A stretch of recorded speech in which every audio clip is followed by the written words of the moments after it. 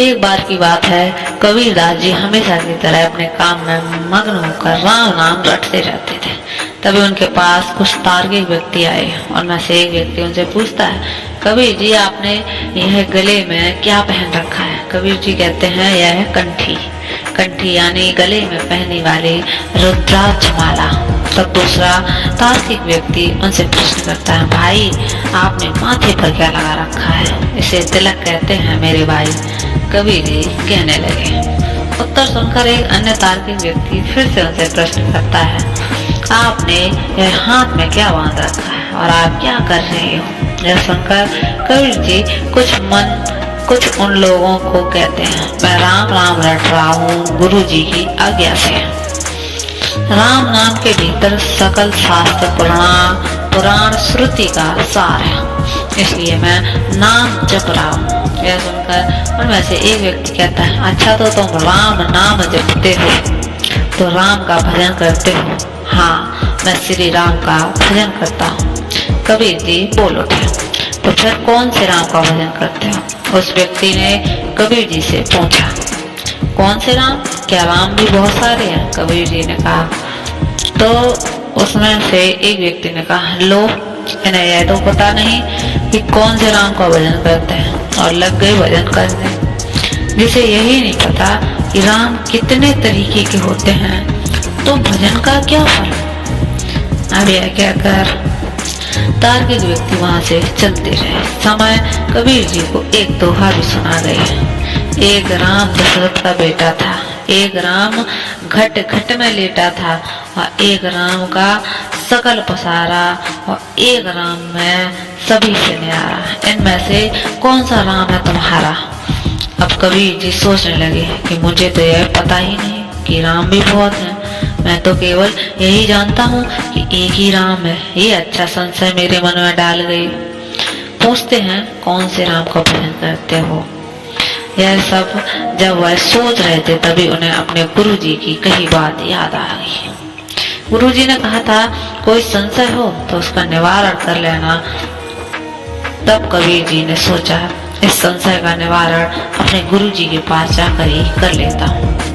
बस फिर क्या था, कबीर जी चल दिए अपने गुरु जी के पास। गुरु जी को प्रणाम करके एक और हाथ बांधकर खड़े हो गए। कबीर जी को देखकर गुरु जी बोले, आओ कबीर क्या बात है?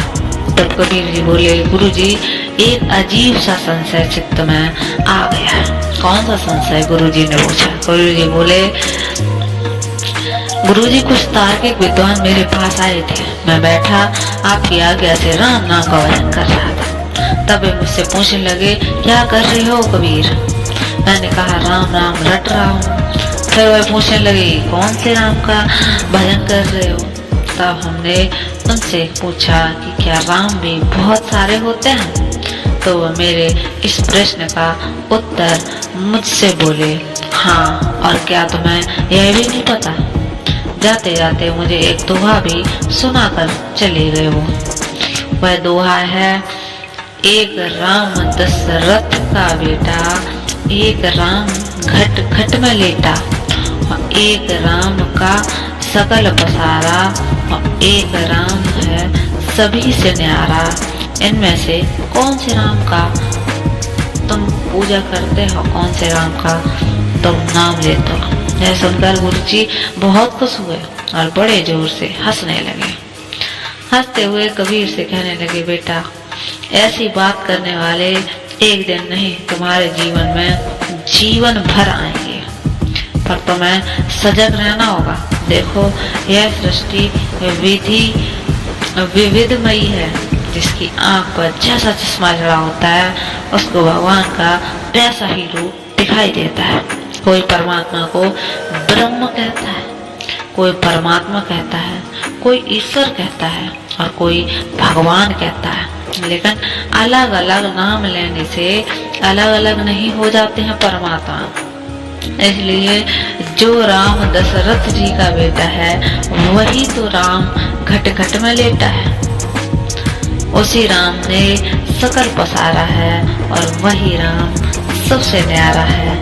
लेकिन एक बात है इस दोहे में, एक राम चारों पंक्ति में ही एक ही है, तो बेटा इस दोहे का अर्थ क्या है? तो कबीर जी बोले, वही राम दशरथ का बेटा, वही राम घट घट में लेटा, उसी राम का सकल पसारा, वही राम है सबसे प्यारा। तब गुरुजी ने कबीर को समझाते हुए आगे कहा, जब राम सभी जीवों के भीतर विराजमान रहता है तो सबके घट घट में वह व्यापक हुआ ना, और राम ने ही सृष्टि को रचाया है, तो यह सब पसारा उन्हीं का है। लेकिन इस सृष्टि की रचना करने के बाद भी वह इस सृष्टि में फंसते नहीं, इसलिए वह सबसे न्यारे भी हैं। लेकिन जब कोई भगत रोकर उनको पुकारता है, प्रार्थना करता है, निवेदन करता है, तो वह निरंकार साकार रूप में दशरथ जी के घर प्रकट हो जाते हैं। तो बेटा इन चारों में कोई भेद नहीं है, चारों एक ही है। कबीर जी के इस दोहे का अर्थ अच्छे से गुरु जी ने समझा दिया। कबीर जी प्रसन्न होकर गुरुदेव जी से बोले, गुरु जी आपने बहुत कृपा की है, अब मेरे इस विषय में कभी कोई संशय नहीं होगा। अपने गुरु जी से विदा लेकर कबीर जी अपने घर में आ गए और अपने भजन सिमरन में लग गए। पर चलते चलते गुरु जी ने कबीर के कान में दोहा बोला और कहा कि फिर कोई तार्किक ज्ञानी मिल जाए तो यह दोहा सुनाकर उसका अर्थ अवश्य पूछना। कुछ दिनों के बाद वही सभी तार्किक व्यक्ति वहां से गुजर रहे थे और मन ही मन सोच रहे थे कि हमने जो कबीर के मन में संशय डाल दिया था, उसके कारण एक कबीर की कंठी माला सब छूट तो नहीं गई। चलो उनके घर भी चलकर देख लेते हैं। कबीर जी के घर पहुंचकर उन्होंने देखा कि कबीर जी तो पहले के ही भांति बैठे बैठे राम नाम रट रहे हैं। यह देखकर उनमें एक व्यक्ति ने पूछा, क्यों कबीर जी, आपको पता चल गया कि आप कौन से नाम का भजन करते हो? अब कबीर जी तो अपने गुरु जी के चेला थे। उन्होंने कहा, मैं आपके सब प्रश्नों का उत्तर दूंगा, पर उससे पहले आपको मेरे एक प्रश्न का उत्तर देना पड़ेगा। वे सभी एक स्वर में बोले, पूछो। मेरा भी एक दोहा है, आप सबको उसका उत्तर बताना पड़ेगा। कबीर जी बोले, बताओ। सब बोल पड़े कि कौन सा दोहा? एक पिताजी की मेरी दादी का छोरा एक है, पिता जो कि तेरी बुआ का भाई है एक है, पिता जो पति तेरी माँ का एक है, पिता जो तेरी नानी का जमाई है। तो बताओ कितने पिता हो गए भाई? दोहा सुनते ही वे सभी भागे।